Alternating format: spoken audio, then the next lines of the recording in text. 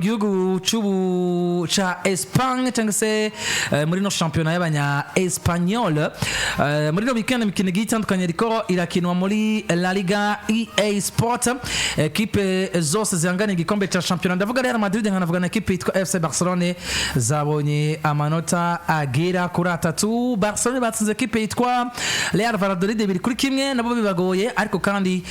kwa Real Madrid nabo batsinze ku mugoroba ku munsi w'ejo equipe yitwa Celta Vigo ibitsino bigera kuri 3-2 nabo bibagoye cyane bahatoye umugabo witwa Thibaut Courtois ariko akivye mu byo nashoboye kubona nuko nubundi Classico yo mundwi tugiye muri rundi twatanguye nibajije niba Classico ari igomba kuba umucamanza mukuru hagati ya Real Madrid na Barcelona bwana Azadi ku gikombe cha championnat uno mwaka bombi bageze ku munota 79 na Barcelona ya mbere na 75 kwa Real Madrid ya mbere bivuze ngo n'imiburiburi ikinyuranyo cyane kiracakomeje kwigaragaza kwa Barcelona ku munsi w'Imana nibatsinda Real Madrid turayifata nka confirmation totale au niveau ya equipe yitwa FC Barcelona gutakana kile gikombe cha championnat ariko kandi kwa Real Madrid nabo ku manota 4 gusa abatandukanye na Barcelona nibatsinde no match bivuze ngo nabo turabona ubushake bukomeye cyane bwo kuvuga ngo saison yacu ni gomba kuba ni tugoma ni muri kwizera ko Barcelona ishobora kuba itakaza inota rimwe na cyane ko izo bikirikira nahiganwa n'ibijyanye no kuvuga ati niba twageze muri finale ya UEFA Champions League nabwo tujira abakinyi ndo batugera muri finale ya UEFA Champions League hari bamwe mu bakinyi bacu bagize ikibazo c'imvune Classico yo muri no dutsatanguye ku munsi w'Imana saa 10 notegera kuri 15 ku munsi w'Imana tuyifate nk'umucamanza akomeye agomba gutandukanya Real Madrid na Barcelona kuri utari igikombe cha championnat mu gihugu cha Espagne uno mwaka ko vyanse ko bisobanura muri no sommet cyangwa se muri no weekend turangije Real Madrid nyuma yo gukina FC Barcelona baraba basigaje FC Sevilla baraba basigaje equipe ya Real Sociedad baraba basigaje nino equipe izina rya Real Mallorca Sociedad FC Sevilla mugiye Barcelona nyuma Real Madrid baraba basigaje Espanyol Barcelona basangiye igisagara baraba basigaje Villarreal baraba basigaje nino equipe ya Athletic Club Bilbao statistiquement menga equipe ya Barcelona sigaje equipe zigoye kwa gukina na Athletic Club Bilbao ni vyoroshe muzo mwayisanze San Mamés gukina na equipe izi ku izina rya Villarreal uno mwaka ikiri kiraguana kugira ngo ironke itike rya Ligue des Champions vyanga bikunda canke Europa League bivuze ngo nubwo batwavise ico bagwanira statistiques zerekana ngo Villarreal yoba yaragarutse ku rwego rwayo paraporo kuntu yizi Villarreal ishobora kuba iri kwiragaruka ku rwego rwahoze kabagabo bitwa ba Arnaud Danjuma n'abacukweze bivuze muri journée zibiri za nyuma Barcelona irakina na equipe ya 4 ni ya 5 probablement mugiye imbere yaho hariyo detail konta yo kumva ngo iyi ni equipe dusanga igisagara ivyo twakunze kubibona kenshi kizo detail zigize gute dikonta mugabo ndabona mahirwe adasanzwe kuri equipe ya Barcelona mugiye bo bakoza akazi kuri Classico kuko ariho mudu tugomba kuanaliza ubivuze neza Barcelona batsinze Real Madrid batsinze hasigaye journée zine mugabo kandi mwizo journée zine journée ikurikira 35 irahuza Real Madrid na FC Barcelona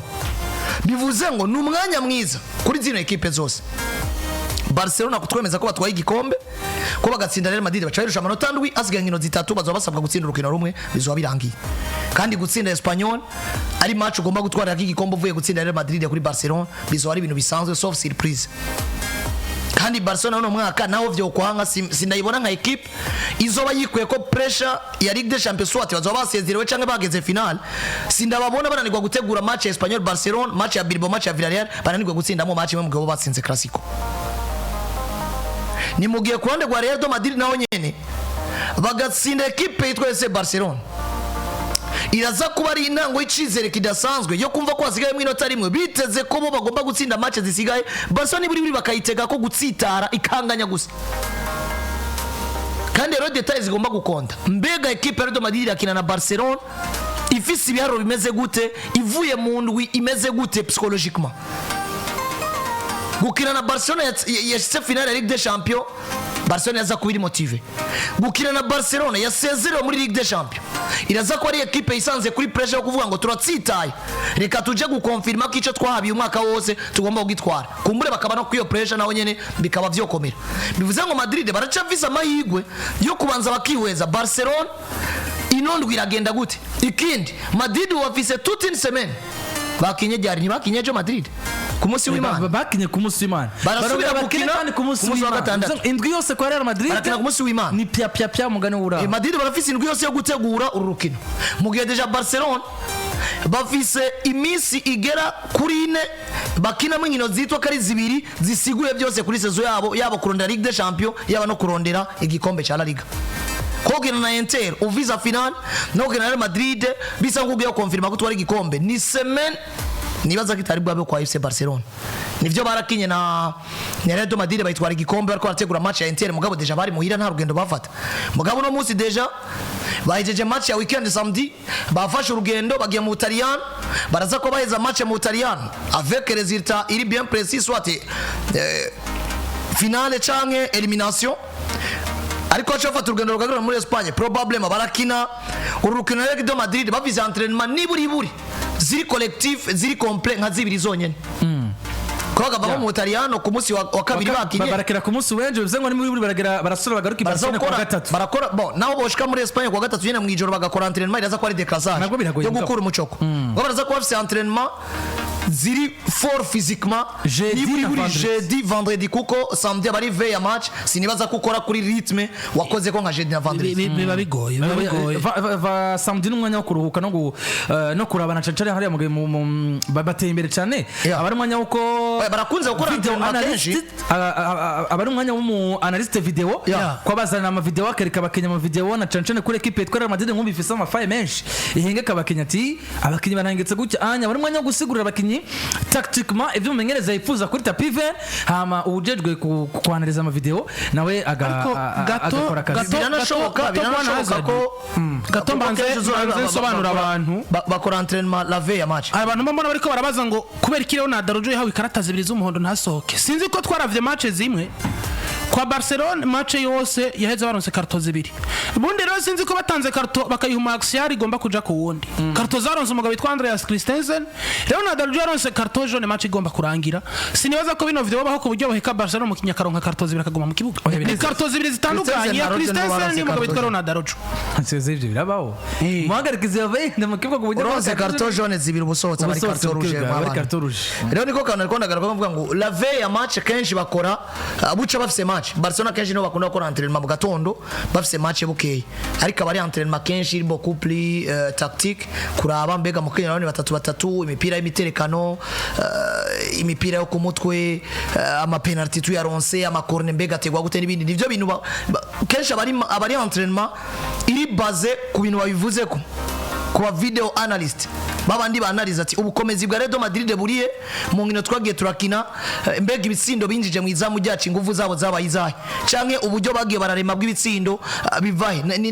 nico kintu kenshi bakora kuri veille ya match niho nagaragara navuga ngo ni context igoye kuri Barcelona yo gutegura inkino mugabo kandi niwo mwanya bisanze buriya bagomba gukonfirma gusumba inkino zose bakinye muri saison kuko Jesse nibaza kuri Barcelona ugasezerwa na Inter domira ugacutsindwa muri Classico uraza kuba utanza amahirwe uraza kuba ukoze ibintu abantu baza ko bavuga ngo ijuru yatuguye ko ibintu bibaye nitwara twiteze ko vyoba kukiraza ko ari synonyme yo gutakaza La Liga nyuma ko butakaje Champions League ibi byashikiye Liverpool muravyibuka mu ndwi imwe baseze muri Ligue des Champions basezerera gusezereye Carabao Newcastle gutwaye igikombe mugabo no muzi ugiye na Madrid sindi ko ndabona probability ya Barcelona shobora kuba yobe ipfuye mentalement yobe yasezerera na Inter na Real Madrid itwara igikombe nk'abantu b'Imana amahirwe aza kuba agiye kuribaza ko bahaye chance Madrid mugabo unamutse twagarutse kuri analyse nyinshi effectif ya Barcelona uburyo biteguye maze kwa muri context abakinyi physiquement barafise les points forts bariko barakora ko nubwo bagomba gukina inkino zibiri mu mwanya muto mugabo nibihe bateguye kandi bariko baracamo neza gusumba uko Madrid vyayinaniye kubicamwo bagasezerwa na Arsenal no munsi bafise imvune nyinshi bafise abakinyi bari Spain bafise ibintu byose vyuzuye usanga Barcelona bikunda ko nubundi ishobora kugaragaza forme yabe kana baprofita nubwo ishobora kuzobirushe inafise nindi context yabaye mu bintu vya Ligue des Champions ni La Liga no vuga ngo no munsi yeza aryoshe aho Barcelona izingo nindegeza kuko sinibaza batakaje imbere ya Madrid Landry yakoze yatuzaniye inkino navuga ngo amakipe yose asigaje. Barcelona yasigaje Madrid, irasigaje Espanyol Barcelona, irasigaje ekipe ya Villarreal, irasigaje Atletico Bilbao. Madrid irasigaje Barcelona nyine bazakina ku munsi wa Mungu, irasigaje Real Mallorca, irasigaje FC Sevilla, irasigaje Sociedad. Ugiye kugira comparison n'amakipe abiri, Madrid ni isiganye ekipe zoroshe havuye mu rukino rwo kwa Mungu zitatu zizoba zisigaye. Madrid ni isigaje inkino zoroshe kuko icyambere Espanyol Barcelona bari derby Catalonia buza buvuga ati nugupfa no gukira, ako Barcelona yodutsinda twavuma twumva Real Madrid yodutsinze ndwi. Derby hora ari derby twarabanye mu rukino rwo gutangura, ekipe novuga ko yabagoye mu gice cyambere ca saison ni no ekipe Espanyol Barcelona kuko ndibuka match d'ouverture bakinye na Valence. Ya match d'ouverture ya championnat Barcelona yakinye na Valence, ikurikiza ko Bilbao, ikurikiza ko Rayo Vallecano bagira 2-2 mugabo rukino rugira kana batsinda Valladolid ndwi. Dutangura ko na Barcelona itangura kuza kuri ratio y'ibitsindo byinshi par match. Rero no munsi Barcelona ni isamara ko ku munsi w'Imana harimo ikinyuranyo cy'amanota agera kuri 4 igatakaza urukino kwa Real Madrid ikarutsindwa, haca hasigaramo ikinyuranyo cy'inota rimwe. Sindi siri yuko Barcelona izotsinda Espanyol Barcelona igakurikiza ko Villarreal igakurikiza ko Bilbao itagabuye. Nubwo Madrid nayo ntari se kwizotsinda Mallorca ngo itsinde Sevilla na Sociedad itagabuye, mugabo Barcelona iza kwisangira muri piège. Ahubwo zino ekipe zibiri ku munsi w'Imana ziraza kwisobanura mu buhe buryo. Turindire turabe ico Barcelona ishobora kuba ibikiwe mu ku munsi w'ejo. Ejo ushobora gutsinda Inter de Milan ukanavanaho umuco abakinyi babatanu mwagize ikibazo c'imvune. Mugabo par contre marchance iraje Inter de Milan nagusezereye wanashaka murononekaye mentalema ushigira ikibazo uravunikije nka Rafinha cyangwa uravunikije nka Lamine Yamal dufata karoche nka Pedri Gonzalez, imwe mu mamoteri ekipe vise bizoba bigoye kuza guhangana na Madrid yo yamenyeraga ivyo bibazo byo kuba idafise abakinyi b'ivyitegererezo. Mugabo no muzi sinibaza nubwo Barcelona bayelimine na Inter de Milan kwisanga muri Classico rinya dataki kwiye Lamine Yamal, umwana yitwa Lamine Yamal, umugabo yitwa Rafinha n'umugabo yitwa Robert Lewandowski baharari batatu, uca wisanga muri ya Madrid izingo tuje kurondera urukino rutugumeza muri ritme iyo kugwanira igikombe ca Laliga. Tuzingo Madrid iyo baje gukina urukino bakonta ko ibintu byinshi, abakinyi baza bari presse mu mutwe bumva umengo bogomba gukina match zitanu zifatanye kugira urwo rukino rukunde. Ucu usanga defense itagiramo Antonio Rudigo, fise Chouameni, ukagira Raúl Asensio.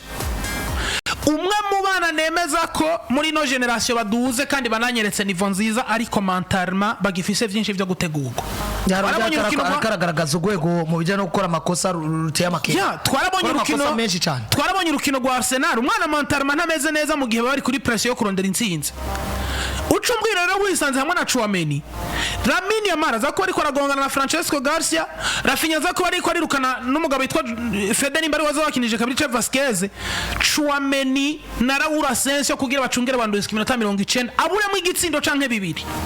Kazobara kazi gakomeye cyane mu gihe Barcelona tuzingo buri munsi yo mukina na Madrid tugomba guharura Pedri Gonzalez na Frenkie de Jong. Nivyo ya Ancelotti avuga ngo yatoye ico no kwita solution kuzana umwana yitwa Iratahukana hagati mu kibuga biriko birafacilita Real Madrid mu bijanye no gukina. Mugo nimba wisanga uri gukina na equipe ya Celta Vigo ukora erreur imwe bakagomba kukwica, wisanze imbere ya Classico ufise bano bagabo absence ya Antonio Rudiger igomba kuzogaragara vyanka bikunda. Nimba Barcelona izoba yaratakaje imbere Inter canke yaratsinze mental mazina zo Barcelona igomba kononekara imbere yuko zo guhura na Real Madrid. Defensivement turiko turabona equipe ya Madrid itari capable ono musi yo gweza match itankesheje igitsindo mu gihe tuzi ko ingufu za Barcelona no busatirizi bwabo ni buri moyenne kuri match bagomba kuronga ibitsindo 2 canke 3 kuri match. Bivuze ngo nimba wowe defensive muri faible ugiye guhura na attaque ya mbere ku isi muri kano kanya, Celta Vigo nimba ironga ibitsindo 3 mu igori rya Real Madrid canke ibitsindo 2, eske Barcelona catugira moyenne mu nkino zitatu ziheruka zose za Classico bakinye ubwaho bitwa ko babuze ni baronse ibitsindo 3 mu igori rya Real Madrid.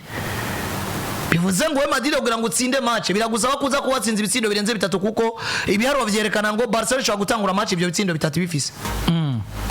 nakazi gakomeye kuri Madrid gusumba kuba gazi gakomeye kuri Barcelona. Wabivuze neza, nibaza ko arwande yo kubona finale ya Super Coupe d'Espagne, tukabona finale ya Copa del Rey, no muri Laliga tugiye kubona finale gusumba uko twari twiteze ko kumbure hazogera kino gihe watwaye igikombe ya gitwara. ariko urunigoro rugomba kuza kudetermina nimba Barcelona gatatu bakiye muri season. urunigoro rukino rugomba kuza kudetermina nimba Barcelona itwara Laliga canke n'ubundi hagumaho intambara, kuko Barcelona ikayitsindira ashira ikinyuranyo cy'amanota agera kuri 7. Ikinyuranyo cy'amanota agera kuri 7 muzomuzi gukorera ku manota 9. ubwo Barcelona izohava ibura urukino itsinda mu match 3. sinibaza yuko vyokunda. Espanyol bazosha batwara igikombe kuri Espanyol. Kuri Espanyol nimba batsinze Madrid kuri Espanyol Barcelona yatwara igikombe. Mugabo wumve ngo akanakazi gafisa abahungu ba Ancelotti gusumba abahungu ba Afrique. Kuko Afrique wewe azoba yagaruye Leandro Barde. Yagaruye Robert nato bayamugaruye ubivuze neza nakazi gakomeye kuri Real Madrid kuko Madrid yizeye ingufu zayo nibitangaza gusumba uko Barcelona yizeye kurangiza akazi. Umwe agomba gukwereka abantu ko ivyashitse hari uburyo bigenza agakorera abantu ibitangaza mu gihe ubundi agomba gukonfirma ko ivyo yakoze sezo yose ari ibintu yateguye canke yabayemwo kubera yuko abimerita kuyamo gusumba kutomboza. Mu bintu bimwe Barcelona ifise nka Elema igoye burya nubwo twama tuvuga n'umugabo witwa Robert Lewandowski, kuko nimbara bataka bahari bagonga umudefenseur akumva ati ndahuye n'umwataka kwije bisabwa n'amategeko ni na Lewandowski gusumba no ko haranda gongana n'umusaza rufise Chouameni ukagira burya attention na Rudiga riforo physiquement anyaruka w'umudefenseur yuzuye pana zo ngo waje guhengeko azico gukora mu mwanya ukwiriye. Mugabo Chouameni ibintu byo birimo technique nyinshi gusumba Rigere. Rigere rero ugomba kuza kwirondera muri Asensio hariya Yamara ariko aragora Francesco Garcia kuvertira izokogwa nande. Asensio jemaze kumubona mu match zo nubwo ngo zo kurondera qualification canke zo kuba bafise ikintu baviza gifadika. Habona ntumwana ni mwiza mugarasha afise byinshi byo gutegurwako. Ndibuka urukino rwa Arsenal batsindwa bitsindo 2-1 kuri Estadio Santiago Bernabeu. Umwana yarasohotse ubona mengo yataye umutwe Ancelotti ambwiye atoya tuzukira umupira subira mu kibuga, ukabona yuko bimwe yari yaje yiteze sivyo bibonetse acava mu rukino akabura. Rero kaniko kanya Barcelona igomba guprofita si izoba yatsinze Inter do Milan, si izoba yabaye elimine ubura Champions League amagabo confirme ngo La Liga ndayitwara ku munsi w'Imana. Madrid ndayishira mu cyunyo cy'amanota agera kuri 7. ndayimara ibizigizigi byose bishoboka. Niba nashaka Madrid igatsinda Barcelona senkani La Liga izobikingana. Iyi match ya Inter do Milan tout simplement niyo match Barcelona agomba kubanza kujongla ko mbere yuko bebaniyumvira ivya Classico. Peut-être ni resultat yeje ishobora kuhakora ariko kuice byinshi kwijana ni match zo bakora ko physiquement kuko n'urugendo match peut-être ko kina na Inter gusaba ingufu zidasanzwe n'abantu bakomeye physiquement bisaba naho ko buri fort physiquement ni match probablement bivanye n'igice bageze mu mushora kunganya mugakina prolongation mukaja muri za tirobi. Bivuze ngo ni match ikushobora kuwatusha kote physique igatuma batanga ingufu nyinshi bigaperturba integuro za match ya Classico gusumba gutangura kwiyumvira kuri tapi vert na cancane ko hariyo bamwe mu bakinya rero detail dushobora kutaronka ugasanga bamwe bagize imvune ugasanga bamwe barushe ugasanga context ya match duha ibindi mwarabonye kuri Super Coupe nako kuri Copa Karansi rutafashe risque atanguje Mendy nyuma y'iminota mike cyane urukino rutangwe aramusohoye akoze ama remplacement forcé ugasanga ibyo byose ni details zizamo mu rukino umenyereza atagize gute atateguye. Ariko uru rukino wagiye ukina Inter do Milan rafise ico ruzotegura haba physiquement canke mentalement ku bakinyi ba Barcelona mu ntumbero yo kwitegura urukino bazoba bariko barakina gwa El Clasico ku munsi w'Imana. Tubanze duhure ku munsi w'ejo twisobanure mayuko Dumfries abaye homme du match la fois passée yabwiye ati duhure ku munsi wa kabiri. Reka duhure ku munsi w'ejo twisobanure hama Classico yigwe ko murabe ko Classico igiye kuba finale canke igiye kuba intango y'urundi rugendo rushasha kuri Real Madrid. Ni ivyo rero kuri ndetse twara bakora Classico ribuze kuba Rio idadano ibintu ku munsi w'Imana ariko muri kingo ku munsi de equipe itwarira Madrid kireka na equipe itwa Celta Vigo